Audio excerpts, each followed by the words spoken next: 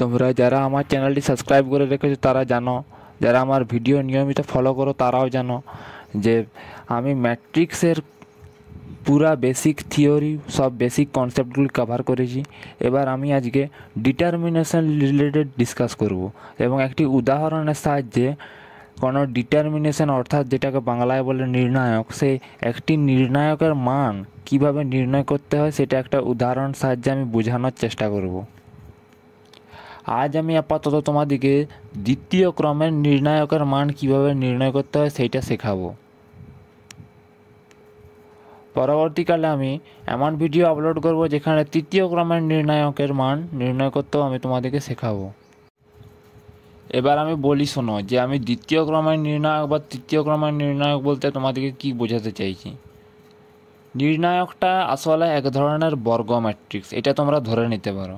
যদিও এটা একটা প্রপার ডেফিনেশন, একটা সম্পূর্ণ নিখুঁত সংজ্ঞা নাও হতে পারে। অর্থাৎ তোমরা মনে করতে পারো যে এখানে সারির সংখ্যাও যা হবে স্তম্ভের সংখ্যাও তাই হবে। দেখো এখানে সারিতে দুটি সংখ্যা আছে, আবার স্তম্ভতেও দুটি করে সংখ্যা আছে। প্রত্যেকটি সারিতে দুটি করে সংখ্যা আছে, স্তম্ভতেও দুটি করে সংখ্যা আছে।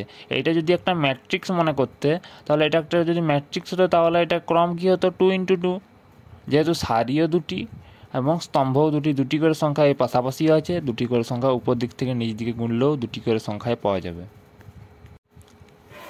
যেমন দেখো এই নির্ণায়কটিতে, যেখানে আমি এই নির্ণায়কটি লিখেছি সেটিতে কি লেখা আছে 4, তার পাশে 3 লেখা আছে। পাশাপাশি একটি সারিতে 4 আর 3 আছে, তার নিচের সারিতে 7 আর 8 আছে।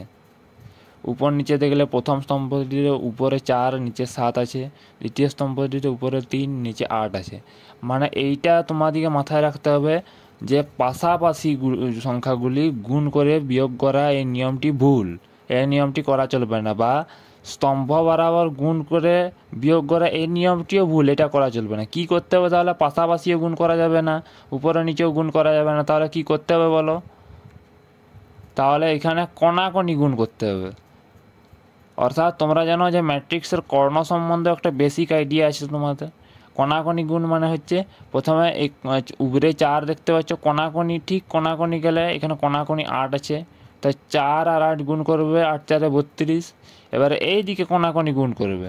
এখানে আবার আরেকটি কর্ণতে কণাকণি কী আছে?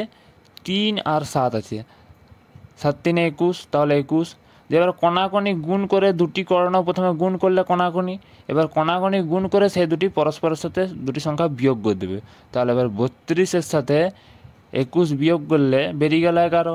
তাহলে এইটাই নির্ণায়কের মান হয়ে গেল। প্রদত্ত নির্ণায়কের মান হচ্ছে 11।